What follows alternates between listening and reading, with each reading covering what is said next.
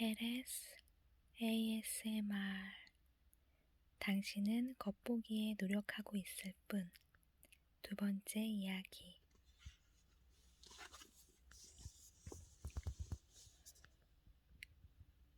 우수함으로는 부족하다.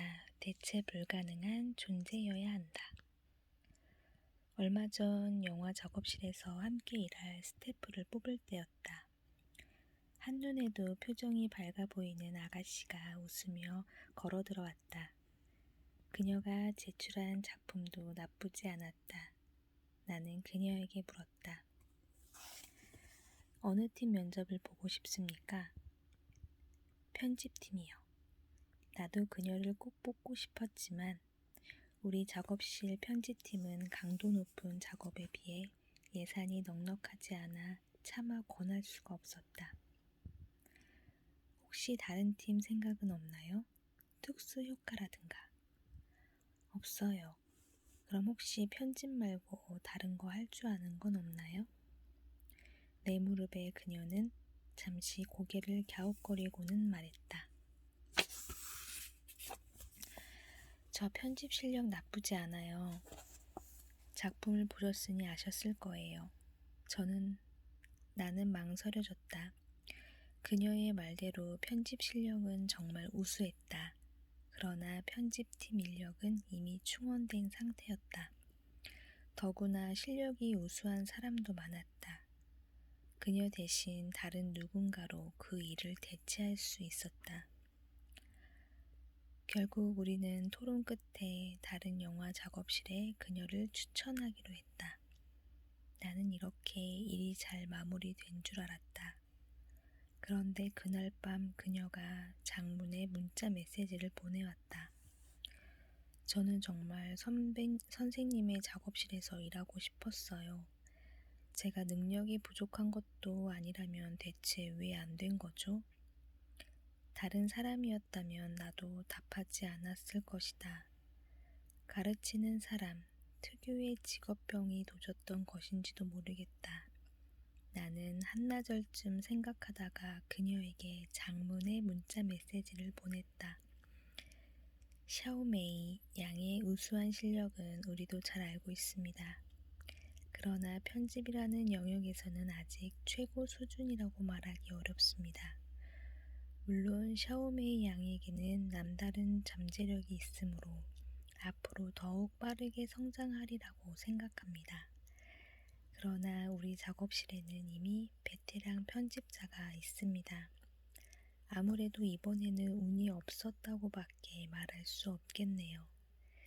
우수한 실력 이상으로 대체 불가능한 존재가 될 때 샤오메이의 양이 운은 더욱 좋아질 것입니다.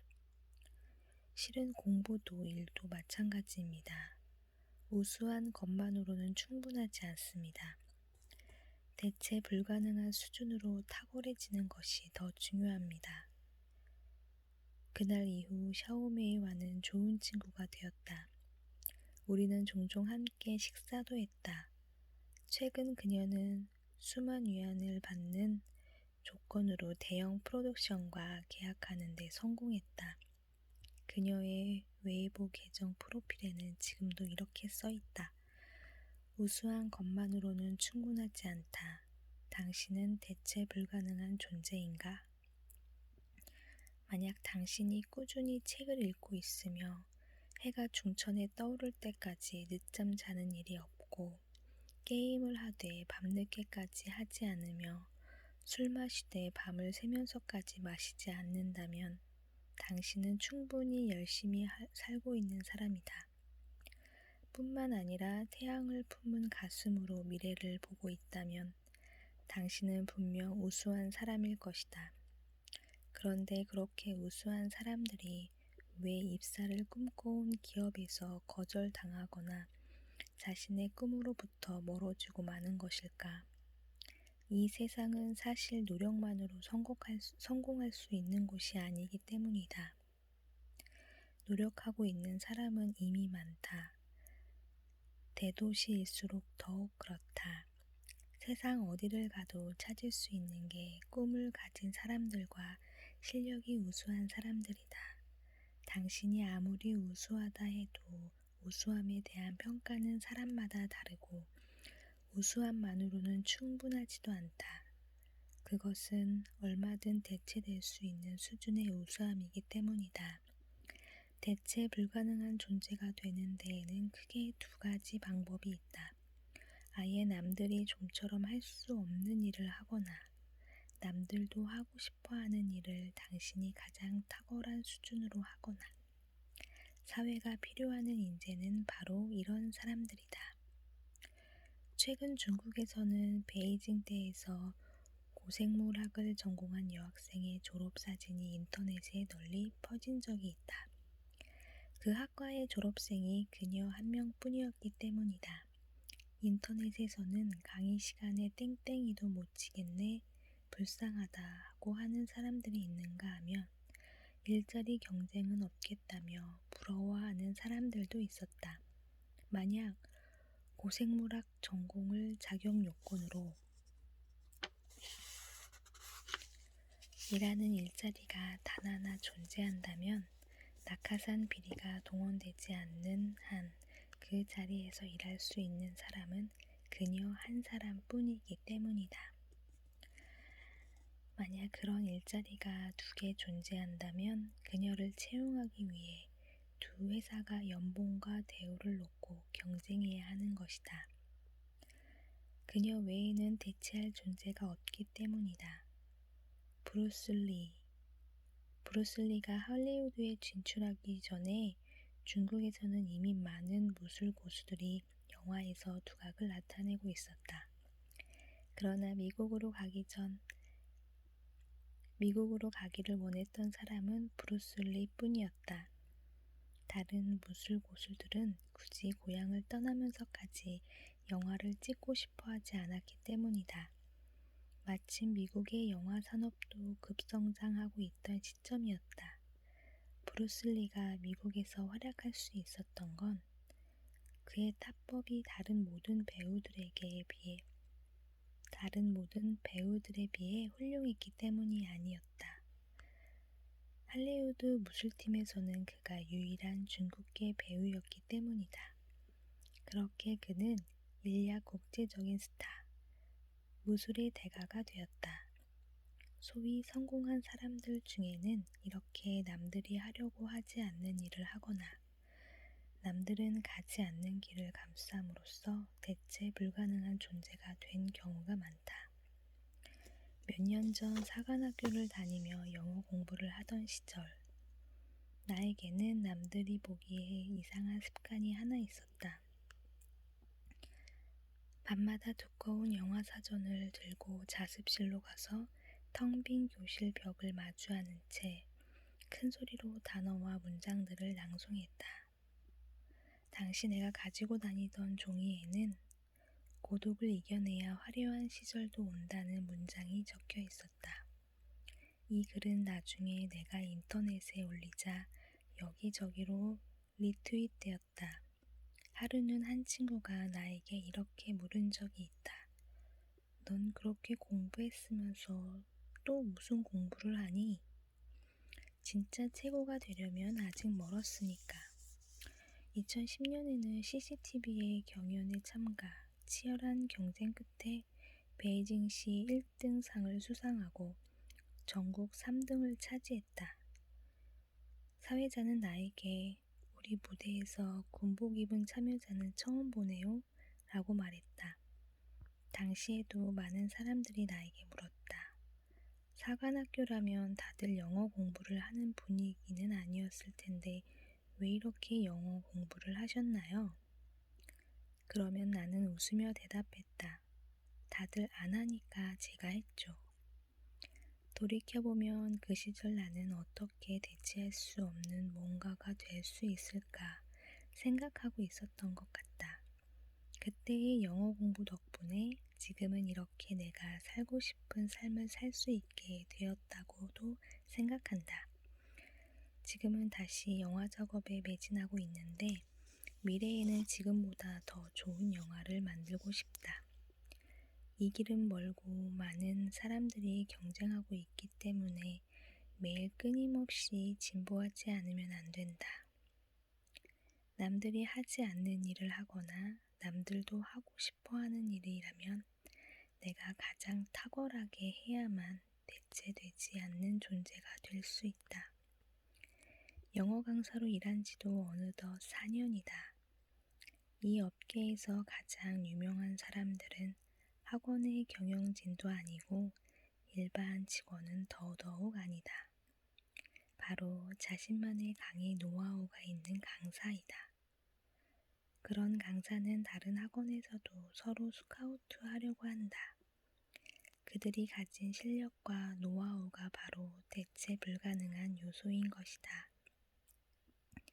나는 이 업계에 있으면서 자신의 능력을 키우는 것 이상으로 중요한 것은 없다는 사실을 실감했다. 읽을 때마다 흥미진진한 수호지에는 한 가지 흥미로운 점이 있다. 송강이냐 이규처럼 강호를 주름잡던 풍운 인물들은 하나같이 최후가 좋지 않았다는 점이다. 마지막까지 살아남아 관가에도 중용되었던 이들은 피리를 불던 소양이나 글을 잘 새기던 김대견 같은 전문 인재였다. 두보가 세상에 남긴 것도 그의 관직명이 아니라 그가 쓴 시였다. 우리 세대가 지금의 시대를 살아가는 데 필요한 것도 바로 그런 자신만의 탁월한 직능이다. 당신이 일반적인 조직 생활을 하고 있다면 당신의 명운을 결정하는 것은 상사의 한마디일 가능성이 높다. 그러나 자신만의 직능으로 살아가는 자영업이라면 당신을 평가하는 건 그보다 좀 더 공정한 기준이 작동하는 시장일 것이다. 만약 당신이 손재주로 살아가는 사람이라면 물질적 안정이 조금 걱정될지 모르겠지만 그 재주가 대체 불가능한 수준이라면 전혀 걱정할 필요가 없다. 나는 젊은 친구들에게도 고개 숙인 채 책만 보면서 공부하지는 말라고 말하고 싶다.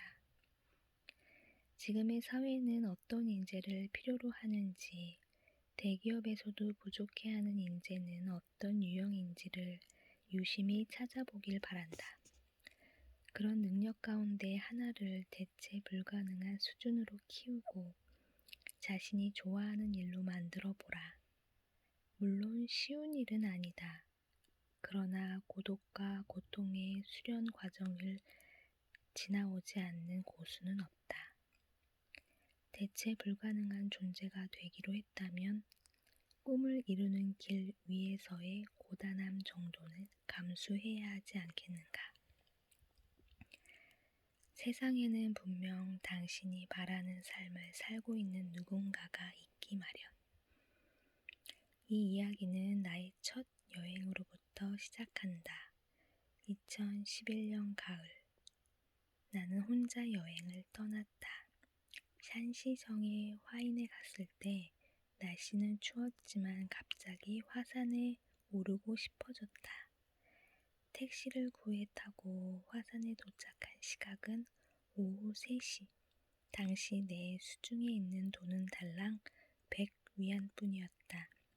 택시비를 지불하려고 하니 기사 아저씨가 이해할 수 없다는 듯 말했다.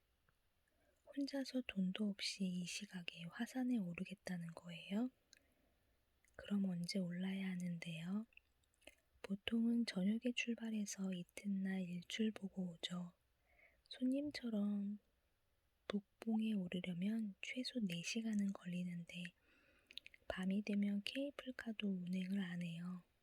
돈도 별로 없는 데다 잘 곳도 정해두지 않은 것 같은데 그러다 야생 늑대의 습격이라도 받으면 어쩌려고요. 그 말을 들으니 나는 갑자기 오싹해졌다. 그래도 막상 눈앞에 솟은 화산의 위용을 보니 여기까지 왔는데 안 갈 수 없다는 생각이 들었다. 남들과 다른 패턴으로 움직여서 좋은 점은 인산 이내의 교통지옥이나 구름 같은 인파에 시달리지 않아도 된다는 점이다. 남들과 다르다고 해서 내가 꼭 틀린 것은 아니다. 그날 나는 혼자 가을바람 소리 들으며 바닥에 떨어진 마른 잎들을 밟으며 화산을 걸어 올라갔다. 갈 길이 멀었으므로 최대한 빨리 걸음을 옮겼다. 도중에 그냥 돌아갈까 하는 마음이 들기도 했고 늑대물이나 강도라도 만나면 어쩌지 하는 걱정도 밀려들었다. 만약 그런 일을 당한다면 내가 할 수 있는 일이라고는 바짝 엎드려 가진 돈 70위안 전부를 내놓는 것뿐이었겠지. 그런 생각을 하고 있는데 길가에 휴지통을 뒤지고 있는 노인이 보였다. 나는 노인에게 물었다. 북봉 정상까지 최대한 빨리 가면 얼마나 걸려요? 노인은 고개도 돌리지 않은 채 대답했다. 4시간은 좋게 걸리지. 저처럼 젊은 사람이 빨리 걸어도요? 노인은 그제야 나를 한번 흘끗 보고는 말했다. 그래도 3시간은 걸릴 거야. 나는 노인에게 고맙다는 인사를 하고 귀에 꽂은 이어폰을 꽂은 채 등이 땀으로 흠뻑 젖도록 빠르게 걸었다. 잔설이 보일 정도로 고가가 높아지자 휴대폰 신호가 잘 잡히지 않았다. 높아지는 고도만큼 산세도 점점 험준해지더니 수직으로 깎아오른 듯한 길이 나타났다. 나는 난간의 사슬을 붙잡아가며 있는 힘을 다해 올라갔다. 뼛속까지 파고드는 찬 공기 때문에 사슬을 잡을 때마다 손이 사슬에 달라붙는 것만 같았다. 과연 이대로 계속 가야 하나 망설여졌다. 그런데 지나온 길을 보니 어느새 반이나 올라와 있었다. 다시 되돌아가기에도 애매한 지점이 있었다. 마치 호수 한가운데까지 와버려서 전진도 호태도 마땅치 않은 배 한 척 같은 신세였다. 그렇다면 차라리 저온 방향 그대로 앞으로 나아가는 게 낫지 않을까? 그때 내가 잡고 있는 사슬 너머로 하늘 사다리 길이 보였다. 한눈에도 위험해 보이는 길을 뜻밖에도 젊은 아가씨가 한 걸음 한 걸음 착실하게 오르고 있었다. 30분쯤 더 사슬을 잡고 올라가자 그녀와 비슷한 고도에 도달했다.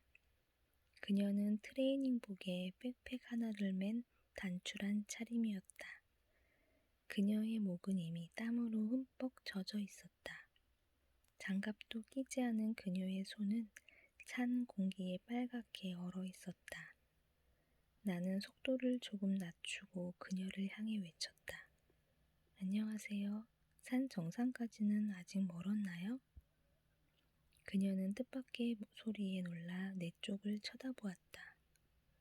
내가 나쁜 사람처럼 보이지 않았는지 환하게 웃으며 대답했다. 그냥 오르세요. 목적지를 너무 염두에 두면 산을 오르는 재미가 없어지잖아요. 고도가 높아질수록 기온은 더 낮아져 어느새 영하가 되었다. 칼날처럼 차가운 바람이 옷을 뚫고 들어왔다. 나는 거의 그녀와 같은 보폭으로 천천히 착실하게 산을 올랐다. 인생도 이렇게 목적지를 염두에 두지 않은 채 끊임없이 앞으로 나아가는 과정이 아닐까? 그런 생각이 들었다. 길은 어차피 그 자리에 있다. 달리는 것은 길을 가는 방향과 주변 풍광뿐. 마침내 산 정상에 도착했다. 걸린 시간은 2시간 45분. 나는 그녀와 함께 정자에 걸터 앉으며 말했다. 어떤 분이 빨리 가도 3시간은 걸릴 거라고 했는데 그보다 빨랐네요. 그러자 그녀가 웃으며 말했다. 그분들이 말이 항상 맞는 건 아니에요. 나는 가방에서 에너지 음료를 하나 꺼내 그녀에게 건네며 물었다. 혼자 오셨나요? 네, 혼자 왔어요. 혹시 학교는 안 다니세요? 휴학했어요. 어떤 마음인지 나도 알 것 같았다. 나 역시 대학에 다니면서 별로 배우는 게 없다고 느꼈지만 그렇다고 과감히 그만두지는 못했다. 학생들 중에도 공부보다는 선후배 관계나 집단 활동에 몰두하는 경우가 많았다. 다니는 학교는 어디예요? 부단대학이에요. 너무 추워서 이런 날씨에는 새가 없을 줄 알았는데 어디선가 새소리가 들렸다. 그녀가 웃으며 나에게 물었다. 반쯤 왔을 때 딱 포기하고 싶어지지 않던가요? 나는 고개를 끄덕였다. 돌아가기도 마땅치 않아서 그냥 앞으로 가게 됐죠. 맞아요. 그러니까 소위 성공학에서는 하는 말은 다 틀렸어요. 실은 내몰려서 꾸역꾸역 가다 보니 어쩌다 성공도 하는 건데 말이에요. 노력한다고 꼭 성공하는 것도 아니고. 맞아요. 사람들에게 무작정 배낭여행의 낭만 같은 걸 권하기도 하죠. 여기저기 떠도는 삶이나 9 to 5를 추구하는 삶이나 본질적으로는 다를 게 없는데 일이 잘 안 풀린다 싶으면 여행이나 떠나야지 하는 사람들이 있어요. 진짜 고수는 그 둘의 관계를 잘 조율하는 사람인데 말이에요. 어떤 일 하세요? 아, 영어 강사이기도 하고 영화 감독이기도 해요. 그때부터 나는 바보처럼 내 경력을 줄줄 읊어대기 시작했다. 원래 이렇게 내실 없는 사람들이 자기 이야기를 길게 하는 법이다. 내가 영어 강연으로 전국 3등을 차지했던 일이며 사관학교 공군에 대해 말할 때 그녀는 연거푸 하품을 해댔다. 그런데 내가 꿈꾸는 자유와 사관학교를 자퇴한 후 영어를 가르치고 있는 일, 2년 뒤에는 영화를 공부하러 미국에 갈 계획 등을 이야기하자 그녀가 눈을 반짝이며 물었다. 원하는 삶을 추구하며 사는 건 어떤 느낌이에요? 글쎄요, 어떨 것 같아요? 내가 반문했다. 그 다음부터 나는 그녀에게 잊을 수 없는 이야기를 듣게 되었다. 그녀는 반년 전 휴학했고 티베르, 리창, 신장, 청두 등을 여행하며 먹고 마시고 싸우고 산을 올랐다고 한다. 화산은 그녀의 11번째 여행지로 이 다음으로도 갈 곳이 많다고 했다.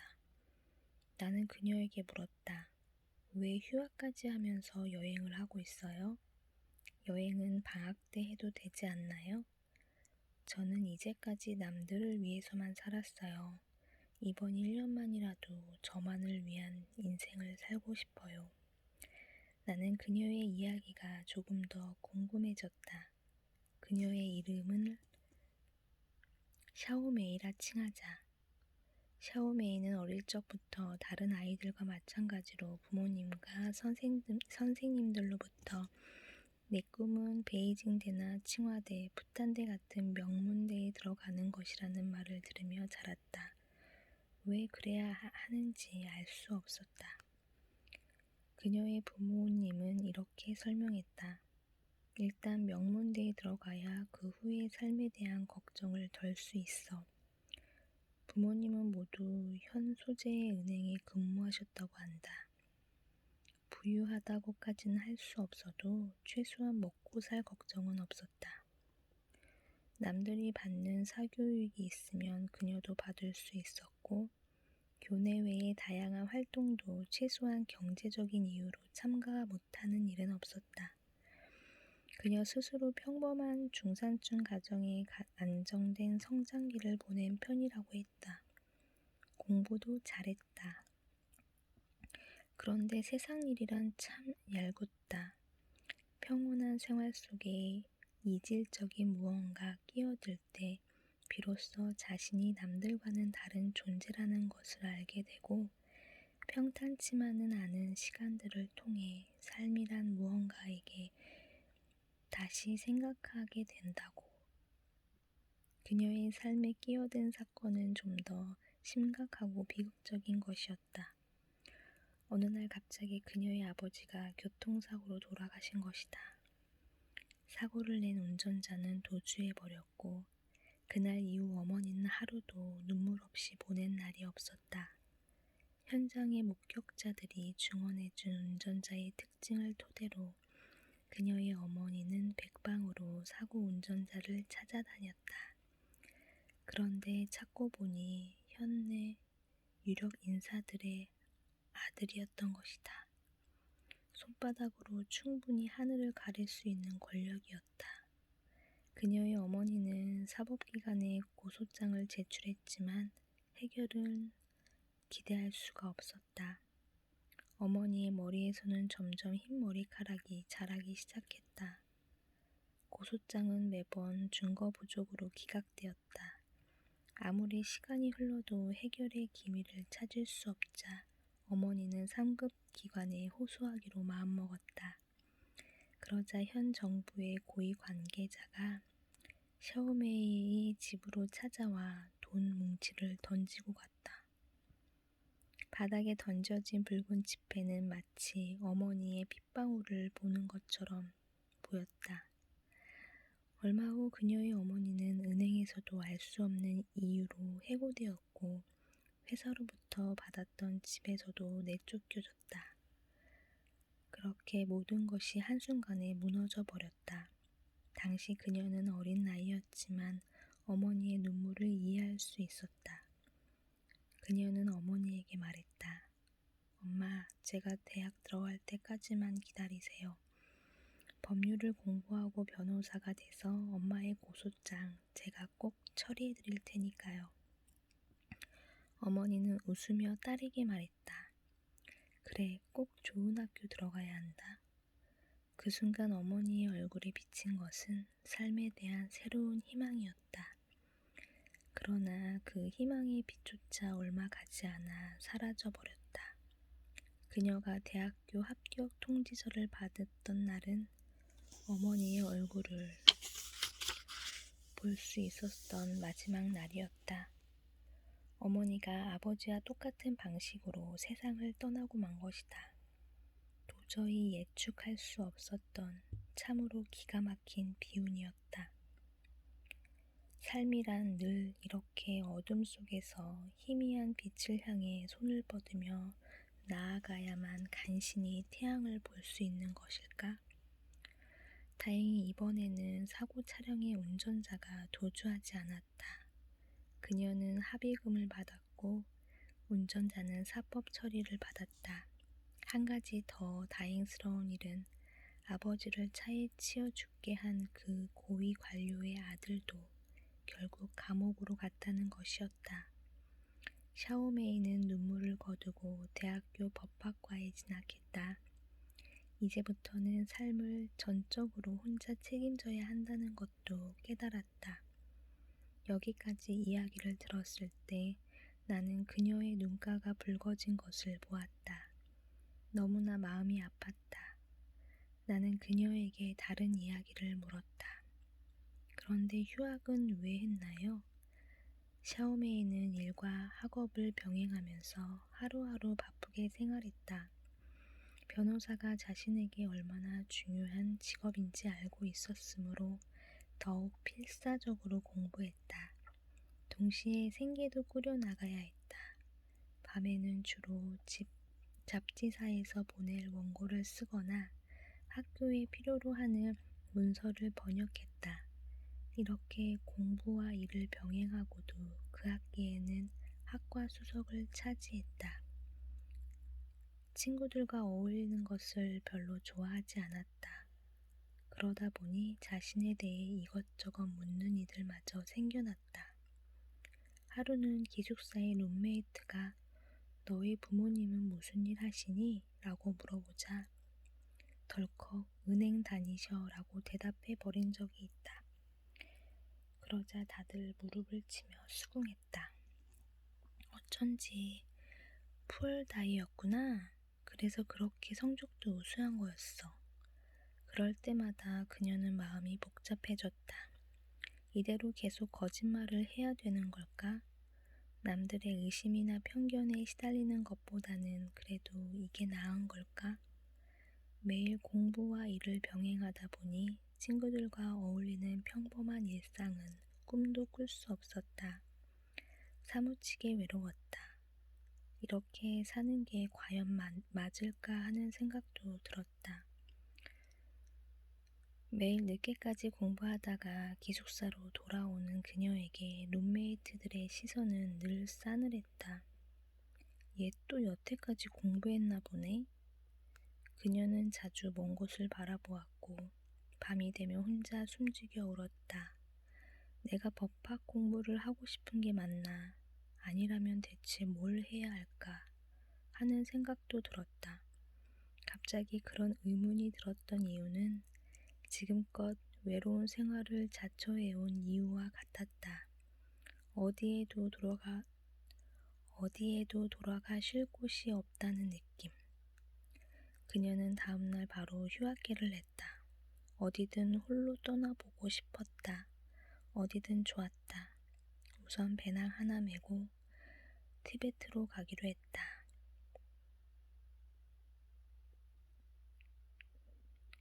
론리 플래닛이라는 책도 사서 꼼꼼히 읽었다. 그녀에게 모두가 한 번쯤 해보고 싶어 하지만 감히 엄두를 내지 못하는 여행을 하루아침에 감행했다. 짐을 꾸리고 떠날 준비를 하던 날 밤 그녀는 기숙사 친구들과 태어나서 처음으로 술을 마셨다. 그날 룸메이트 중 하나가 말했다. 이렇게 불쑥 여행이라니 정말 좋겠다. 나도 너처럼 마음만 먹으면 떠날 수 있었으면 좋겠다. 그럼 너도 한번 가봐. 안 돼. 우리 집은 너희처럼 돈도 많지 않거든. 시골에 계신 부모님은 얼른 내가 졸업해서 취직하기만 기다리고 계셔. 그러자 다른 룸메이트들도 말했다. 나도 한 1년 정도 자유롭게 살아보고 싶다. 근데 난 너처럼 공부를 잘하는 것도 아니라서 이번 방학에도 계절학기로 학점 메워야 돼. 1년이나 휴학하고 돌아왔다가 아무것도 없으면 어떡해. 나중에 취직도 하고 결혼도 해야 되는데. 그들은 그렇게 말하고는 드라마를 보러 방 안으로 들어가 버렸다. 샤오메이는 별말 없이 그냥 웃었다. 그리고는 다음날 바로 배낭을 메고 나왔다. 목적지는 미래, 그리고 먼 곳이었다. 그녀가 그 길에서 무엇을 만날지, 어디로 가게 될지 나로서는 알 수 없었다. 내가 나의 미래에 무엇과 만날지 알 수 없는 것처럼. 그날 북봉의 날씨는 차가웠지만 내 마음속에는 뭔가 알 수 없는 온기가 흘렀다. 이 세상에는 분명 당신이 원하는 삶을 살고 있는 누군가가 있다. 그런 삶은 사실 당신도 살 수 있다. 필요한 것은 지금보다 조금 더 큰 결심과 용기, 희망, 믿음일 것이다. 나는 그녀와 전화번호를 교환하지는 않았다. 강호에서의 바람 같은 만남을 열몇 자리 숫자로 유혹하고 싶지 않았다. 그날 밤 나는 게스트하우스의 소파에 기대어 잤다. 다음날 일어나 보니 그녀는 이미 떠나 있었고 내 옆에는 장갑과 쪽지 하나가 놓여 있었다. 쪽지에는 이렇게 써 있었다.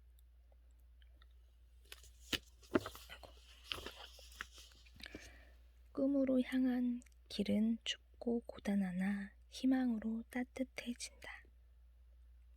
꿈으로 향하는 길은 춥고 고단하나 희망으로 따뜻해진다. 꿈을 위해 달려가는 여러분, 춥고 고단하겠지만 희망으로 따뜻해져서 우리 승리해 보아요. 여러분, 잘 자요.